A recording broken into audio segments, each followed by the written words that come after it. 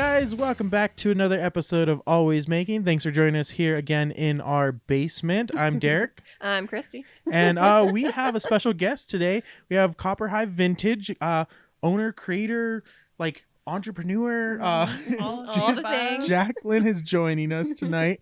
In our basement, we're going to talk everything about, which I didn't realize we're going to be going on 10 years doing what you're doing. Yeah. That's awesome to know small business can survive and thrive through everything that's been crazy these past 10 years for you. But we're going to get into that conversation very shortly. But before we do, like, comment, subscribe, do all those things you're supposed to do. Thanks again for tuning in with us again.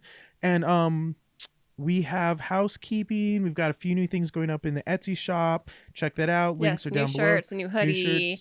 Some of the hats. Yoga mat strap, which is kind of cool. Yeah. And then I know we talked about it on episode 37 about your bracers. They're almost done. Yes. I have the final versions done. I just need to do some photos, make the listing. They will be up soon. So hopefully before all the Ren Fair, next week. holiday, and stuff that starts coming in as the weather starts changing, we'll start seeing some of those things come up. But that is, all we've got for housekeeping today, guys. So let's get into the conversation. Jacqueline, thank you for joining us. Yeah, thanks for having me. Not a problem at all. We are stoked to have you down. We've been trying to get you in for a little while now, Totally. but your schedule Life is is busy. And so we understand and we appreciate you taking a little bit of time to come down.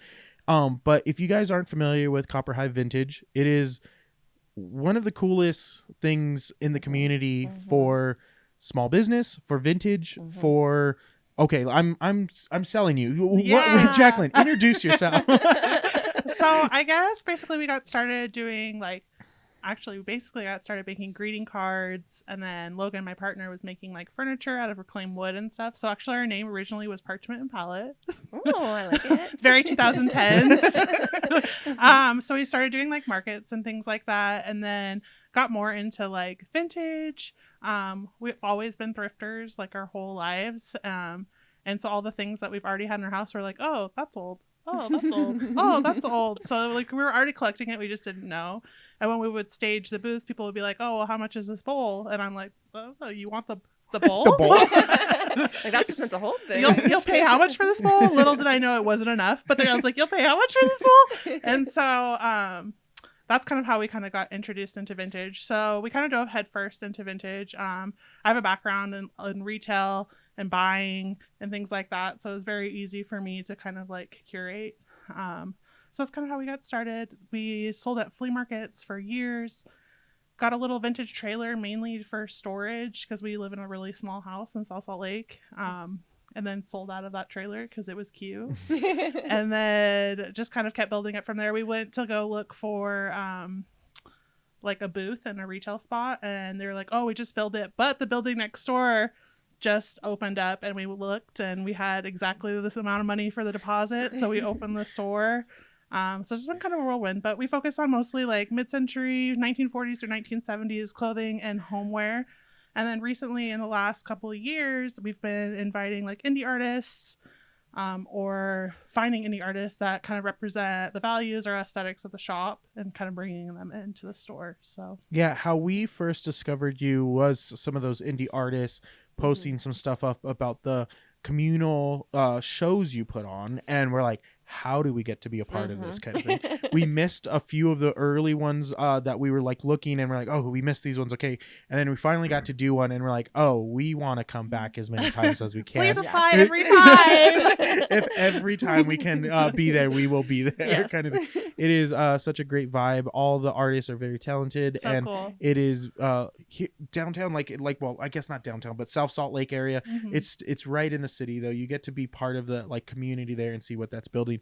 But I do want to go back. So starting off, you didn't have a shop storefront. No, You had I was straight markets. you were Markets every weekend. markets every weekend and building that up. How many years till you actually found that storefront?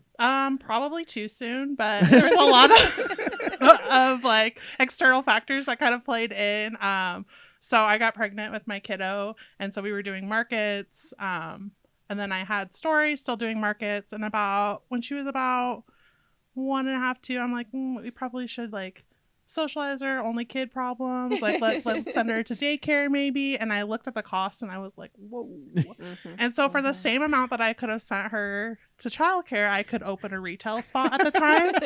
So I'm like, well, I can either pay this money or maybe get some of it back if I do a retail store.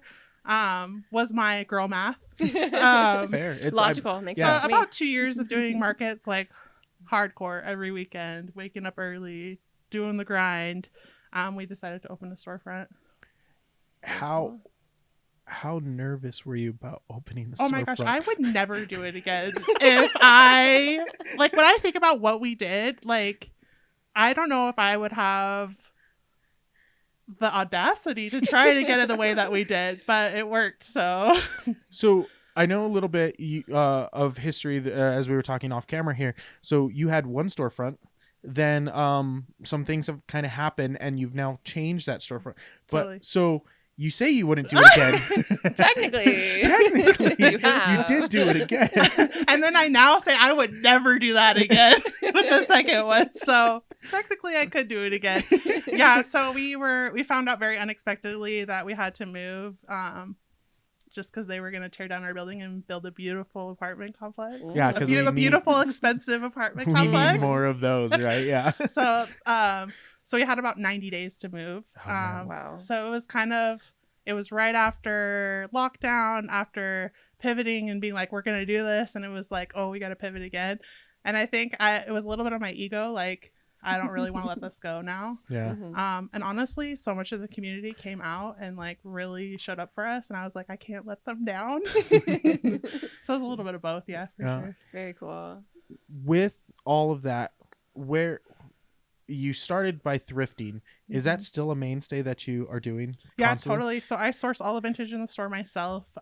So I do a lot of estate sales, auctions, thrift stores, anywhere there's junk. I say I'm looking for the oldies through just kind of like my lens, my point of view. I'm not trying to get everything old, but I just want things that I think are beautiful kind of represented in the store. Well, that's one of the cool things. And I think one of the arguments that I have a lot of times when we talk to people who are like, thrifting's dead, it's over. And I'm like, no, there's still so many beautiful gems to find. You are looking for the things that are going to return high dollar and you're trying to do this flip. You're looking for the things to save and look at like quality pieces that people are kind of overlooking, because one of the things you also do, which we haven't hit, you are a pretty talented seamstress as well. And so you make a lot of your own stuff. You do a lot of things. You are an advocate for plus size clothing, and so that is one of the awesome things that you're doing as well. What came first? Was the seamstress first, or was the vintage stuff first? So the vintage was first. First and foremost, I would say, when you're like in high school and you're like, I'm going to be a fashion designer when I grow up. That was me. So that was me also. I couldn't afford to go to the schools that offered those services. So I just it didn't happen for me in that way, which I don't know, might have been a good thing. But so that thrifting came first. I've thrifted since high school. When you're a plus size person, it's hard to find clothes, especially at that time, that are different, that are cool, that aren't just like a profit margin for big stores. You know what I mean? Yeah. So I've always just tried to look for like unique pieces. I honestly didn't get in this business to be like a sustainability business. I got into this business to offer like unique clothing or things that I thought were beautiful. And kind of now turned into a little bit of, and it's definitely like I'm seeing like the worth of these old things and the worth of shopping local and the worth of supporting your neighbors and that aspect and the worth of just like taking care of things. But that's not like where I started. You know? And then that's a healthy growth to have, because as you develop as a business owner, you realize what you're doing for the community by being open 5, 6, 7 days a week kind of thing for people to come in and find that unique style for themselves. You are doing a service for the community. And then you go, well, how can I do more, right? Totally. And like we were talking about like, hey, well, we have these resources. How can we help do what we do, kind of thing, and how can we share that with the community that we feel very grateful to be a part of all the time? So I can see how that you call sickness, but it's a good sickness for sure. But it's a privilege, definitely. And that's one of those fun things to be a part.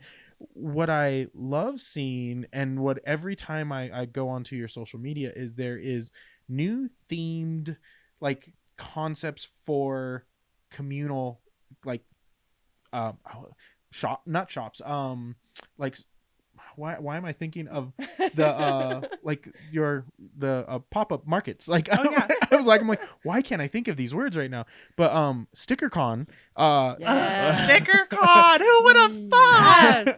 Yes. we are so mad at ourselves because we had prior engagements and like everyone that we know who went We're like, was they're going, I'm like, they're going. we missed out on such a fun time kind of thing. But you've got StickerCon. You've done you did a Valentine's Day. Yeah, we did like a Valentine's Day pop-up last year, so it was Yeah. really intimate in the store, but it was really fun. And then you had a Halloween get up this year. What else am I missing? You've So done Small Biz Bash is like our other big one. That's the one, yeah. That's the one we even did at like the old location.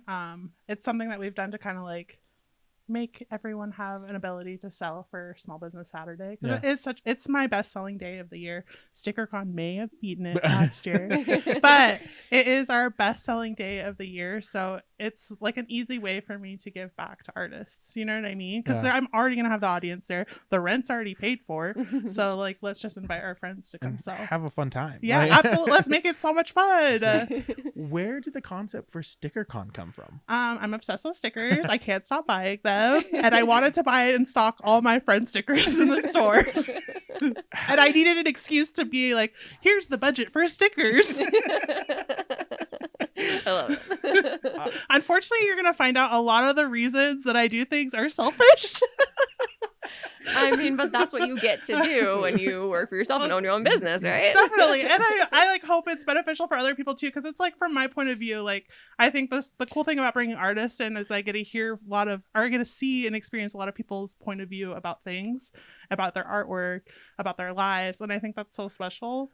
Well, I mean, to be fair, like we talk about this all the time, like we are as artists should be selfish in this right of like we are making what we make for ourselves. If you're making what you make to please others, you will never be satisfied with what you make. Totally. So like being selfish, and that's okay. Like believe me, I want cool stickers for my water bottles. Totally. I want cool stickers for my like laptops and stuff like that. So it is one of those things where I can understand. I get behind it. Urban. I mean, half the fabric I buy like for projects for the shop. But it's like I just want this fabric, and I'm gonna come up with something to make with it. Absolutely. They're having a fabric sale over here. We need it for this project. Get it. Okay, there's a bunch of fabric in that room over there that hasn't been used yet. Can we use that? No, this fabric it's better. I'm it's like so much better. Oh, okay. I need it for the specific thing. Yeah, But you I can haven't always thought of send yet. me a DM and be like, "Do I need this?" And I'll be like, "Yes, you need that." There is a social post you have on your personal page where it is just stacks of vintage what looks like quilts and fabrics, and like that is I mean I need it all. Yeah. No.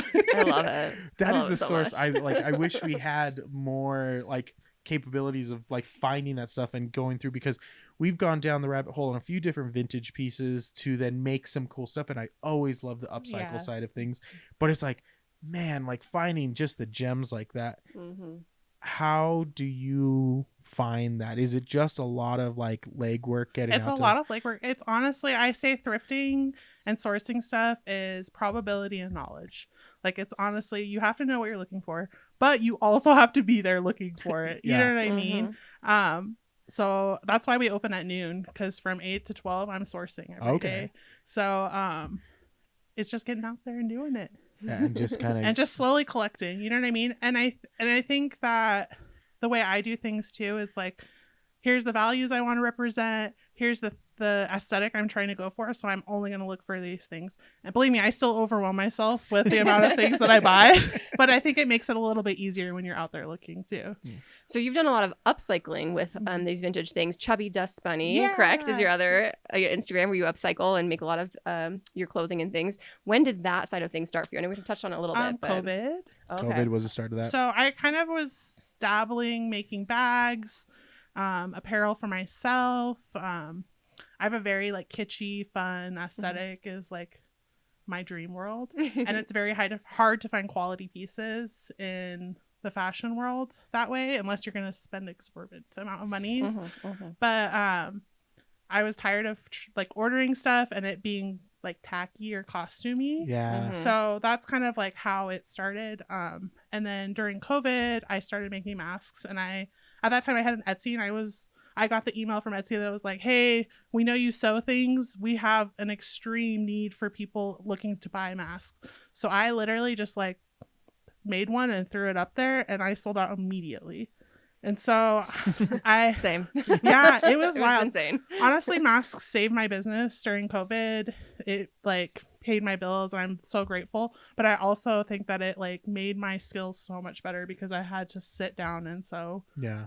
For so many hours. I would say for hours at a time. Well, I mean, it is getting those reps in and Totally. getting that stuff repeat and over and over and over, and you start seeing the little details that you weren't noticing before, and you're like, oh, I can get better at this, or I can maybe take this approach and everything. It's with any of the hobbies that we jump into, it's like, oh, the more and more we dive into it, the more and more we find those little nuances, the more and more we get better and sometimes even quicker at what we do also. Totally. So, yeah. And I burned through my like home sewing machine, and at that time you like couldn't buy a sewing machine, so I had to buy like a like pretty nice machine, which was very scary for me. But so like my equipment like had to get better. Yeah. And so it was just like a lot of leveling up out of like necessity. Yeah. That kind of gave me also the encouragement to keep doing it. I'm also a plus size person, so I was making specific sizes, different options for people, and so I think creating that niche within that niche really helped me too. And then I was using vintage fabrics as well, so I didn't have to really rely on the supply chain. I did wait in line for bias tape and all that stuff, and then I figured out how to make it. You know what I mean? Yeah. So, Christy goes down that rabbit hole of making bias tape, and she's like, I'm going to do it like today. I'm like, okay, cool. We go get this fabric and do what you need to do to finish this off. And I will say, making custom bias tape like can really make the project. Like it makes such a difference. I love it. The custom bias tape will change the game of garment. It makes things so beautiful. But it's also an absolute pain to make. It totally is. It totally is. Did you get one of those bias tape makers? Oh, that you're like, yeah. And then I even like, there's like one that irons it for you and folds it for you, and it's like so expensive. And I was like, should I? I didn't. But I was like, did you want to try this? Can I borrow it? Like what? We'll go halves on it, and then like I get it 3 days a week. Shared custody. Oh my gosh. I want to go back and give a little bit of information on like people like, so vintage selling, it's not, you're doing like curated booths and stuff like that when you get started. Totally. And kind of going down that rabbit hole. We do a little bit different because we're selling our art and making pieces with our art pieces in it. So for people who are like maybe trying to get into the world of vintage, how did you approach that for your first kind of go and like make that make sense? Again, I'm selfish, so I picked out the things that I liked. And I'm a very aesthetically driven person. I'm a very like aesthetically attracted person, so I always imagine worlds, and I'm like, how can I represent this world through the lens of vintage? Or how can I escape to this world through the lens of vintage? So even like we were saying with the markets, how they have themes, I honestly do that for the shop. And so it's like, we're going to have this kind of theme this season. And so it was that way with the booth, because then it made a way for me to like control it and then also have fun with it. Because when you're sourcing stuff, it can just be a lot of I'm cleaning, I'm mending, I'm hanging it up, I'm pricing it, and you got to kind of like love it to do it, you know? Mm-hmm. Yeah, it can get like, I guess you could get burnout very quickly. Oh, absolutely. If you're not having a good time with it. Yeah, you can get overwhelmed I still get overwhelmed. You can just get overwhelmed with stuff so fast. With that, so did you change every time you went into a new show, or did it feel like it was the same, like just finding that aesthetic and kind of building from there every time? Totally. It's just building from there. It's like one-upping yourself. You know what I mean? I'm also a very competitive person. So I'm like, how can I make this better? How can I make this better? Like, okay, this did really well. How can we expand on this? And so just continuing to learn as well. I still learn things about stuff all the time, which is so cool.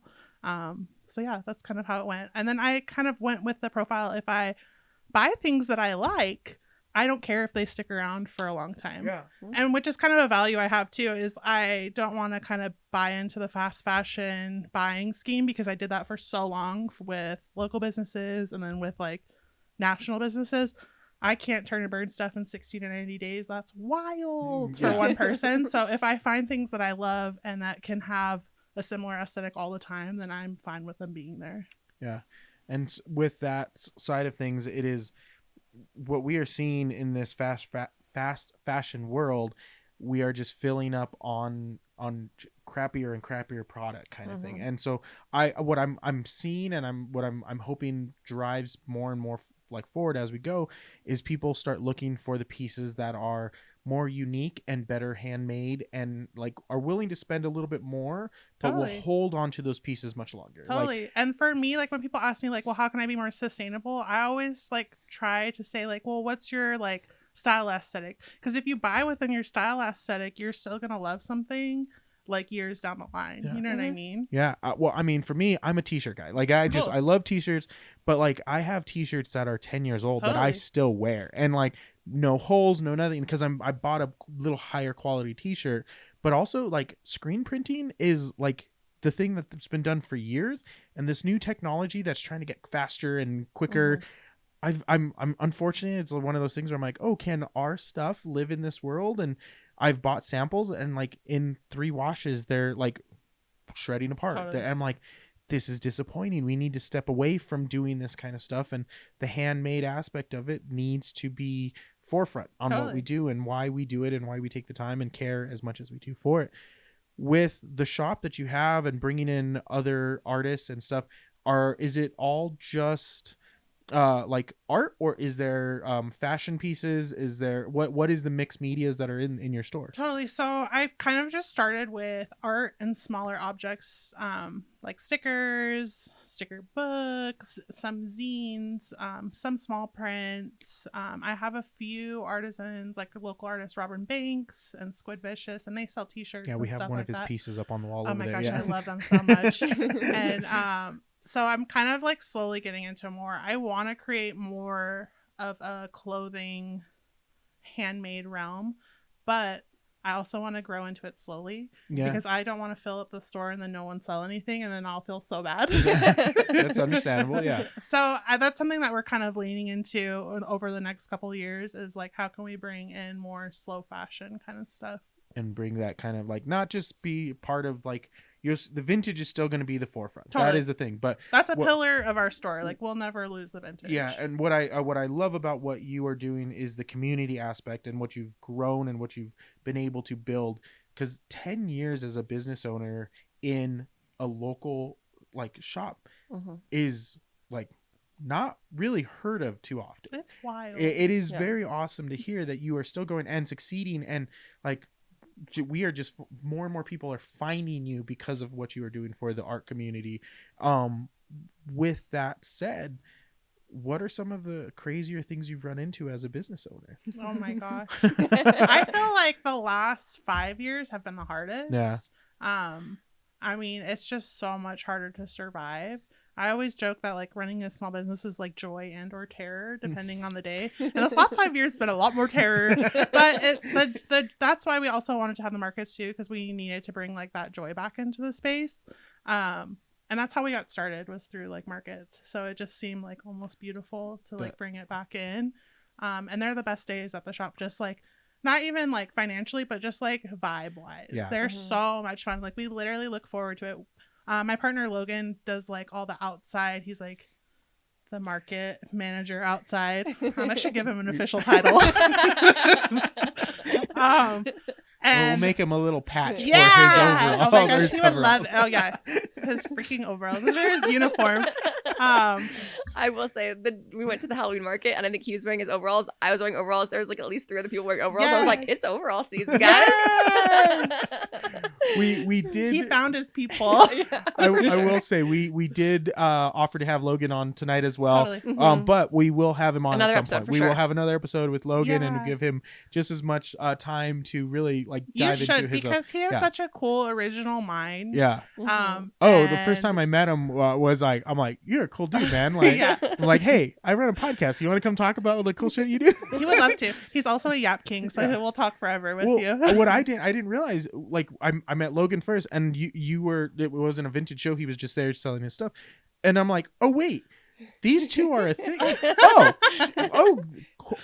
makes total sense how much of a power couple you guys are. And Seriously. And he'll claim that he liked vintage first. But we both did. Well, we'll have to get his side of the story.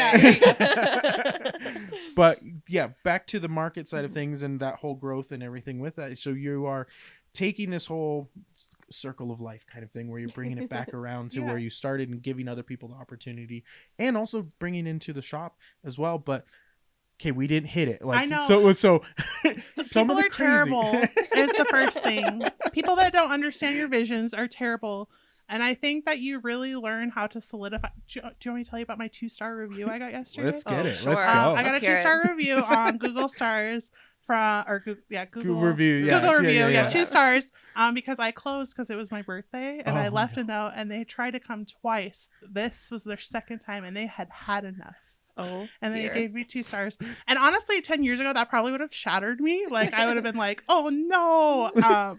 But I think the beauty of it is like now I'm like, well, sorry. Like guess it wasn't meant to be. It wasn't meant to be. Yeah. Like please try to come back later. If not, that it is what it is. You know, you kind of develop like your confidence. Well, that is one of the things that is so tough that we've been in this capitalistic money. I'm available for me. This kind of thing. I need 2-day shipping. I need this kind of stuff where people aren't like understanding. And you know what? I kind of don't want you as my customer.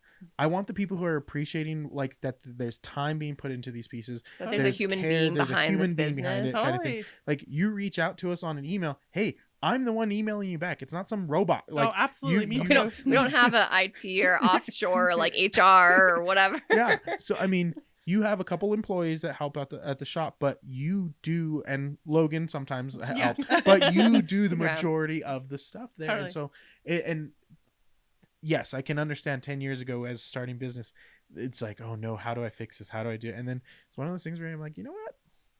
Yeah, I get it. Yeah, and like hopefully that person learns that we're not all fast fashion machines, but hey, you know what? You have a life. You have things that happen and everything. And it's like, hey, it's your birthday. I'm gonna go have a little bit of fun. Have fun on my birthday. Yeah. Happy birthday, by the way. way. Thank you. What are some of the best memories you've had from working and like running your own business like that? StickerCon is literally like that recently is like one of the best memories, to see everyone have fun, to do so well, to have like, I mean, the trading table was my favorite part, and that's something we want to expand on next year, but like just to see people come and like find stickers that meant things to them, it was so cool. It's like so cool. Yeah, we are not missing it. No. Yeah. We are. It's 4th of July weekend. If I have to bribe you to give us a table, I will bribe you, because I'm like, I want to be able. We were so bummed we missed it. Wow. Just we had prior engagements that weekend and everything. But I know it was a hard weekend because we decided again 4th of July weekend, but I'm like, we're running with it now. It's always going to be that weekend. Hey, let's celebrate. Let's shoot out some fireworks. Let's get us some my fireworks stickers. Here we go. But no, that's really cool. It is. The aspect of it, the trading table is very cool. Like, how did that work for you? Like, what was the so trading table, we just did it like very like easy peasy, like leave stickers, take stickers, leave some for the community, just like let's have fun. So many artists just donated stickers on that table. It was full. That's awesome. When at the end of the market, there was all completely new stickers, so it's That's like so cool. cycle through it. It was fun. so wild. That's so cool. And then people were posting like Instagram reels and videos about like, oh, I went to this event and they were like, I only spent $6 at this event and I got like all this stuff because there was a trading table too. And I'm like, that's so cool. That's what it was about. We just wanted to be like an accessible market for not only like our customers, but for like the artists. And it's so cool. So fun. What has been one of the craziest pieces you have like picked up being a vintage thrifter, like shopper? Oh my gosh, I keep them. Okay. Unfortunately. So we have my favorite piece is I collect like vintage glassware and Pyrex, and I have a piece of like McKee glass, which was like pre-Pyrex, and it's a bowl, and I have one of 2. Oh, wow. And every time I post on the internet, people just go bother me like, can I buy this? Can I buy this? And I'm like, absolutely How not. did you come across one of 2 of It them? was literally at an estate sale. I didn't think it was real at first because so it has like a pattern of stars, which I didn't think existed. Mm-hmm. And I was like, oh, and I grabbed it and I was like, wait, this is real. And I mean, this was very early days. Yeah. And so I didn't really know much at that time. And so I grabbed it, took it home. I probably paid nothing for it.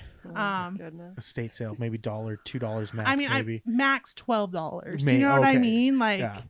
and the last offer I got on it was like $4,000. Oh my god. And that's like probably not even close to what it's worth. Yeah, That's insane. One of two. One of two. That's nuts. We also collect a lot of weird things. So we have like a 2-headed calf that's been taxidermied in our house. It's like a true like sideshow kind of thing. Yeah, it was from a southern Utah, from a farmer that it was born there, and it passed away, and the farmers actually taxidermied it. So it's like, it's pretty rustic. It's like on a slab of like barn wood. It's wild. My mother hates it.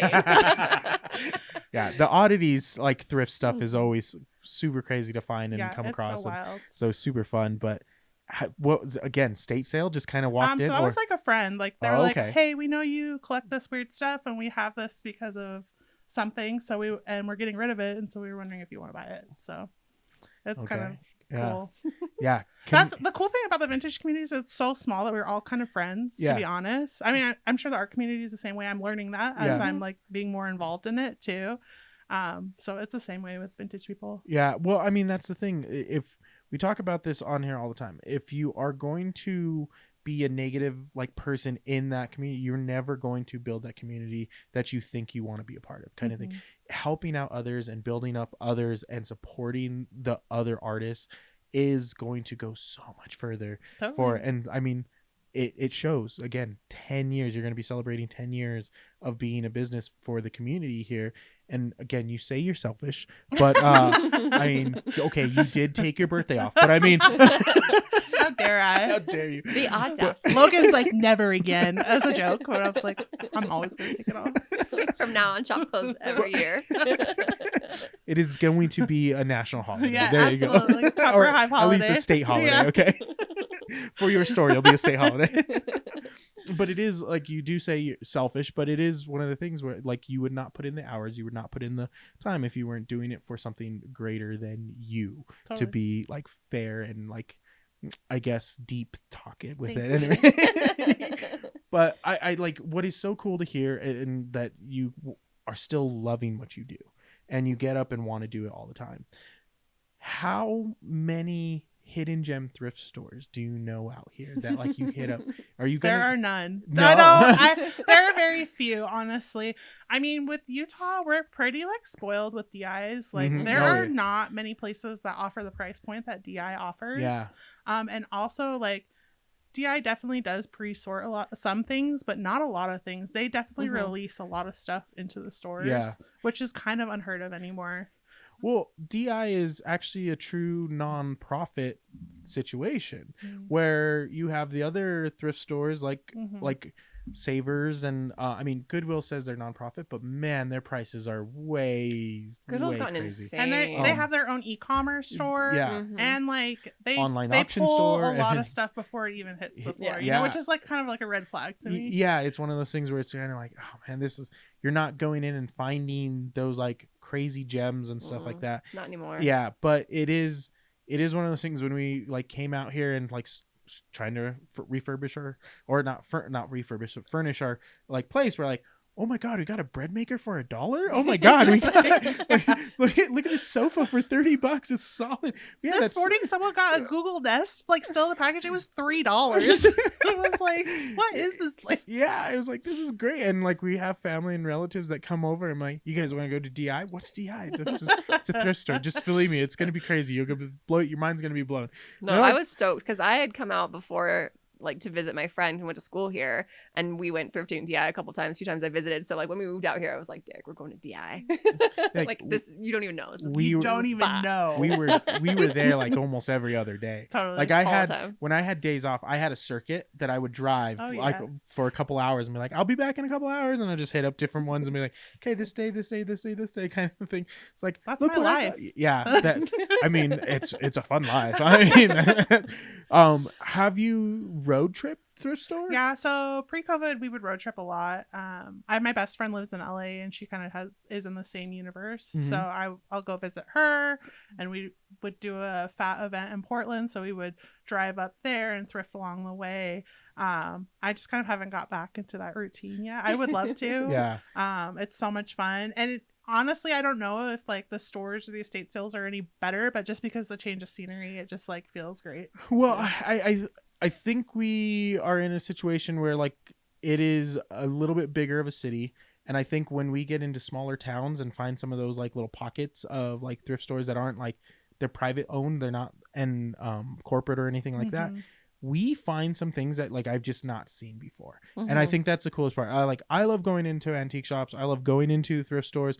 Like that is one thing like we try whenever we go to a new place. I'm like, where's a thrift store? Where's a swap meet? Where's something that like maybe I'll find a cool camera, maybe we'll find something like unique or something, because I think those pieces mean more when we bring them back as souvenirs than just buying the like stuff that everyone else can buy. That is the best vacation, just going to other antique stores and other places. Yeah, I that is one of the things we both love doing whenever we go. It's like 100%. Oh, hey, can we hit up like this place? Like, okay, well we got an hour in between here, let's go check out this place, kind of thing. Yeah, that's like, we went up to Idaho a couple years ago and I got the cutest sweater, and now every time I pull it out I'm like, oh, this is the sweater I got at that thrift store in Idaho. Yeah, my Idaho sweater. Yeah, we were at Green River and their little tiny like strip of like I've been there. Like it is like there's not much to the town, but there was a thrift store and we hit it up and we walked out with a few things. Yes, that's so fun. That's the fun part. And so I have a vivid memory and of when we went to it was Scottsdale, Arizona. My brother was playing baseball. Went into an antique shop and there was a butcher table that I wanted so bad. I think I'm like 14 or something. And I'm like, but I'm like, this butcher table, like it was so janky, and you could see that it's been chopped on for decades. It had all the curvatures that were in it. And I'm like, I want this so bad. I'm like, how do I get this? I'm like, I can just see your mom. Yeah, my parents like, what are you talking about? But like those kind of like unique things that have like the stories that you will never know behind them, but you can just make them up in your head. Totally. So you just have like an emotional connection with something. It's so cool. That is one of the things, and like that's why I've lived going into like the different vintage shops and this stuff, because you just don't know where these pieces have been. Totally. The estate sales kind of give me sometimes the creeps a little bit sometimes, like just because of like it is one of those things where I'm like, I'm not 100% comfortable because most of the time they're dead people that are like, but I also get it because I mean I found some cool stuff and I'm like, but I'm buying from a dead person, but I mean, but I get it. They're my favorite because you get to see like how they lived, their house, especially like the artist ones are always my favorite. Yeah. And you get to see all the things they made throughout their lives, which is so cool. I don't know. I really like estate sales. I'm a looky-loo. I like to see how people live and like see just like cool houses in Utah that I probably will never see the inside of otherwise. Yeah. It's really cool. Yeah, we've talked about getting more into like weekends and going to estate sales and trying to get to a couple places, and it's just one of those like, okay, we got to get up early and do that. I mean, go anytime. Honestly, I go first day. It's Black Friday every day at an estate sale. I go first day, wait in line for 2 to 3 hours before the doors open. Get my favorite things the first day. I go back the second day, see what's still there, and I go back the third day on half off day and get what's left. It's layers, like because it's like someone's lifetime of collections. So like the first day you just pull off the first layer, the second day you just pull off the second. You know what I mean? Yeah. So it's like layers. I don't know. It's kind of a cool experience. Have you seen influx of people at estate sales from 10 years ago? Oh, absolutely. Yeah, it seems do you think social media and the internet has played more into that? Yeah, and I think people are just learning. I've seen an influx of people and like less stuff.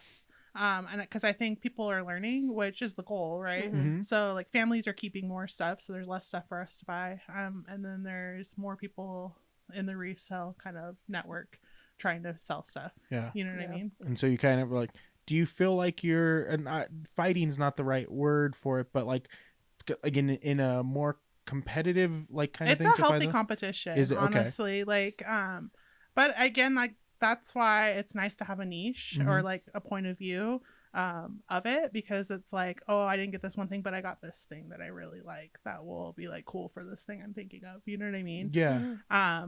instead of just being like, I want to find anything that'll make me $1. You know what I mean? And no shade to those people because they're hustling too. Yeah. But when you have a niche, it makes it a little bit easier. People kind of look out for you too. They're like, hey, did you go to this house? Because it's like all the stuff that you like. Oh, nice. Yeah. So you get those kind of like connections cool. and like. But it definitely is competitive. Yeah.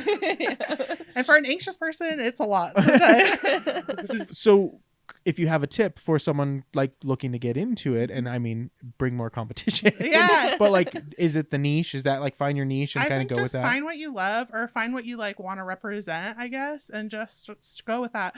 Honestly, just go and see what you find. Yeah. Like, again, the more you go, the more you're going to find. You know what I mean?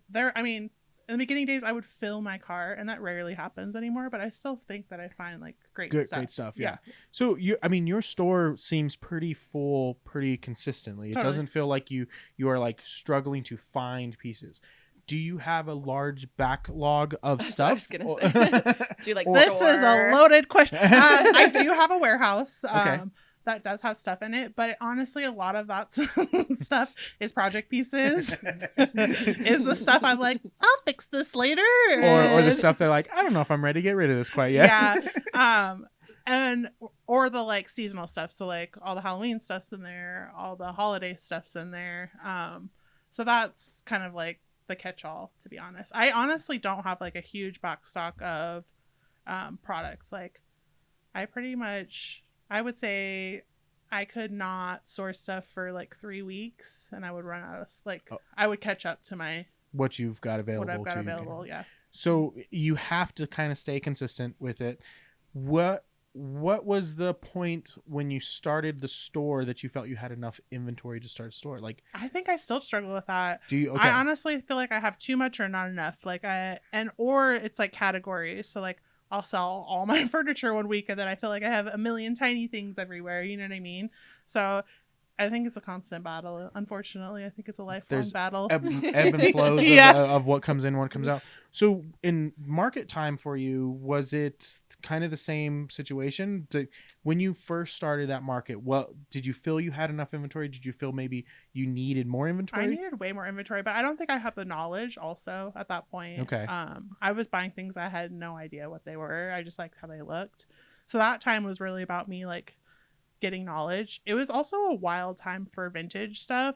We had like insane markets where we couldn't even walk. Like one market, Logan and I were standing on top of a chair and just like taking people's money. Like the like need for vintage was insane. Like people were insane about vintage for a while. And we're talking 2014, 2015, 16 era? Yeah, 2014, 2015 era. Yeah. There was like a very mainstream like I need to buy vintage stuff. I think there used to be a market called Vintage Whites. I don't know if you ever went to it. No. And it was people would line up. It was at the fair park, and people would line up around the fair park like wow, waiting to get in. Just waiting to get in, and it was wild. Just like shortly after Macklemore's. Thrift shops. No, I'm more. I'm trying to remember. Well, when did American Pickers come out? Because then I think it was the same time. Because then you get the influx of like mainstream media pushing an idea of like the vintage and money, like and it was really before like people started making like reproduction. Before like there was like Target brands doing, you know what I mean? So like this was the only place you could get like a chippy dresser was at these events, and at this time, which is really hard to convince customers to buy like vintage and not antique. Like they were like, why do you have this? It's only 50 years old. Like, you know what I mean? But the perception started to change. People were like, oh, I like retro stuff. I like mid-century stuff. So it went like wild. So we didn't have enough stuff, to be honest. Yeah. And if I had the knowledge I had now, back then it would have been insane. Well, so this goes back junior high. For whatever reason, I felt I wanted a bike with a banana seat. Cool. So my godfather had a 1960, it's a 1969 Schwinn Stingray in a pile of dirt in the backyard. I completely refurbished it, and I started going to what was in Long Beach, California, and it still goes on today. It's changed dramatically, but it was a motorcycle vintage swap meet. And so it was at what's called Veteran Stadium. I think it's still called Veteran Stadium out there. But it was in the parking lot. There was all kinds of Harley Davidsons, but there was also Schwinn collectors and like finding the parts, and that was a thing. Knowledge and gaining the, like what serial numbers looking for, what kind of colorways I'm looking for, things like that kind of built my bike. But then when me and Christy were looking at bikes, I got Christy into the Schwinn Stingrays at one point. They came out the repos. We had the 1999 like crate series reproductions, so we had those for a while, and like I loved them. That was like one of those things that I was like, I still have mine in the shed. Like it's still, I still have the one that I did a root beer red. I would say they were fun, but I will say that banana seat is not comfortable. I can only imagine. At all. I've never ridden I could ride it for like 15, 20 minutes max, and I'd be like, okay, we're getting off and walking for a while, like doing something else, right? Because like my ass hurts. My ass hurts. Not comfortable to ride. They were for so cuteness, cute. not They were for comfort. so cute. It was so cute to look at. I had the lemon crate, you know, quote unquote, the yellow one. It was so cute, but it hurt. Yeah.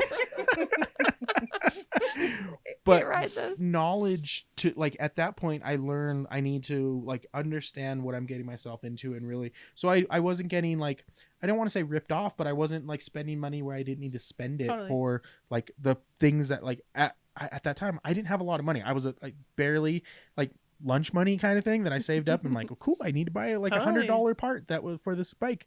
Like, okay, but how do you go about finding the knowledge that you have now? Like, what are you online, websites, research? Yeah, what are you doing? I mean, always online. And then if you have like a point of view, like I start liking certain brands, so then I can look like, and now I'm a weirdo and collect catalogs from Sears in the 1960s. So I'm like, what are the other brands that were made during this time? And then I can kind of go from there. Or like from a business perspective, like, oh, this trend's selling really well, or this stuff's selling really well. What other stuff kind of was in this era that kind of fits in that? Now I'm reading like those 90s books that's like antique jewelry or like dishware, and they're so cheesy and I love them. But I'm like learning so much more about like different patterns and stuff. And they're almost more comprehensive than anything you could find online. Someone should scan those babies in. Well, I will wholeheartedly agree with you that like older catalogs and older books are so rich with information that like what we've done now with the information that's online, it's all about a quick, how do I get the click to be able to get an ad, to get that run, to get a return on my time that's there, where it's like, cool, headline, boom, we're out. And I'm like, that's not enough information that I was looking for. So you feel like you're browsing through stuff, but then I go, oh, let me go look at like an old catalog, and then I'm like, oh my god, there's so much. I have a bunch of camera like manuals and stuff like that it will have so much more information than what like a YouTube video is telling me about like old camera. It's because people are just skimming the top of that information. So it is one of those fun things to kind of dive into older books at thrift stores and see what they are like. I'm like, oh, maybe we should take this one and go like to hold the on to bins this one because they put so many books. I've gotten so many great reference books out of there, and they might be a little trash, but like the knowledge is intact. You know what I mean? And I think that's a really easy, not expensive way to like kind of learn more. Dive into stuff. And there used to be, oh my gosh, I just remember this. There used to be the best Pyrex website that would like have all the patterns, what year it was made. That's why I know the name of everything now. But it like went down one day. Well, I mean, then that's one of those things where like if it was someone, because early internet, the like going back to when I was collecting my bike and finding the parts, there were people on there that were just forums that were feeding information that they had and cataloging stuff, and you had people who were dedicating their time to making a website that was a database of information. It was so cool. It was like thumbnail of every print, and then you clicked on it and it was like year. And then it would just be like an index of information. My only thought is that the people who were doing that at that time have either passed away and are no longer, or they've just kind of like, you know what, I'm kind of done with my time doing this. I'm doing something else, and the website gets sold. It loses its interest. It doesn't get the traffic, and it's like it's not there anymore. And it's trying to find that information sometimes. Like I remember printing out like pages of stuff. I should have done that. Just to have information. But I do love going down the Library of Congress and on the Wayback Machine online, and just looking at not Creative Commons, why can't I think of the term, the public domain stuff. Oh yeah. And like just reading through some of the stuff, and man, there's like The gems Wayback inside Machine of there. is really cool. Yeah. For information. If people don't know that and they just like want to learn about it, we also play this game where we like, what's your Playboy, like your year and month, Yeah. like your birthday. So what's the cover look like? Yeah. Sometimes it's good, sometimes it's not, but it's a good game to play. That is That's one fun. thing I've known. A lot of my friends and everything, they just like, yeah, I have to collect the Playboy of my like It's a month really and big everything. thing right now. And so there's people out there just buying their Playboy, and I'm like, I know. I don't know what April 87 was, I but don't either. I will I guess maybe have to dive into that and Look figure at that it. one Might out. have to look it up. Yeah. See if it's a good one. But I do want to, we are coming up a little bit on time here, so I do want to make sure we cover as much as we can about everything you're doing. Is there stuff we have missed in this conversation that you want to just get out there and let people know? I think you're doing a great job. Do you have any events coming up that you want Yeah, to so we're promote? gonna release all of the events. We're gonna do like a 10-year bash market in April, and then StickerCon is 4th of July weekend. I think it's July 6th, but maybe the 7th. I don't have my calendar in front of me. Then we'll do a Halloween market and then Small Biz Bash again. So 4 markets this Okay. year, which will be so fun. So please apply. I guess if you don't know how to apply, we send out like a call for applications on our Instagram. So you essentially just fill out all the information. We've gotten to the point where we get way more applicants than we have spaces for. So we kind of just do a lottery system, to be honest. We find artisans that are in our value system. We don't allow like resellers from Amazon or Temu. So we cut those out of the mix. And No then we kind of lottery. MLMs, No no. MLMs. We just want like indie local artists and vintage. So then we kind of do a lottery system and then pick from there. I'm hoping to make more stuff clothing wise. That's kind of taken a back burner because it takes a lot of time to make stuff. It does, yeah. Mhm. But I'm hoping to do some more stuff like that. Very Awesome. cool. Where can they find more information about the shop and more information about you? Online, you can just follow us on Instagram. It's Copper Hive Vintage, all one thing. And then we put out our newsletter. So that's a new thing we've been doing, which has been really fun for me creatively. So I think it's cute. So you can sign We're up for our subscribed. mailing list. Yeah, on there. And then if you want to follow Chubby Dust Bunny, it's on Instagram. It's just chubby.dust.bunny. And then we have a shop in South Salt Lake. So come visit us. It's at 2709 South State Street. So yeah, we're there Tuesday through Saturday, unless it's my birthday. How Also, dare you. like, great tip. Some of the best donuts in town are I was just gonna Deli The best. Donuts. Deli Donuts. Yes. Yeah, They I- also have good sandwiches. I haven't had any sandwiches. I was there this morning. I got 2 dozen like, donuts for the I guys. got a at donut work. upstairs waiting for me right Yes. now. But yeah, 2 things to hit. Like, hit the vintage shop and then go grab donuts, or grab donuts and go hit the vintage Grab shop. donuts first and then come. I won't be mad. But they do sell out. Yeah, get them hot and they fresh. do, They're yeah. so good. But great location. Yeah. Yeah. It was a blessing in a horrible disguise. I was like, oh, so many treats for us. But I do want to say thank you for coming down, having a conversation with us, sharing all your stories and everything. I think we could go probably for another hour easily with Yeah, everything that you've flew gone by. through and how you keep going. But maybe in the near future we can have you on again and just keep updated with what's going on. And we will definitely get Logan on and have his side of the story. Yeah. Of everything. Oh no, I'm scared. But thanks again for being down to come down with us. Yeah. Yeah, have fun.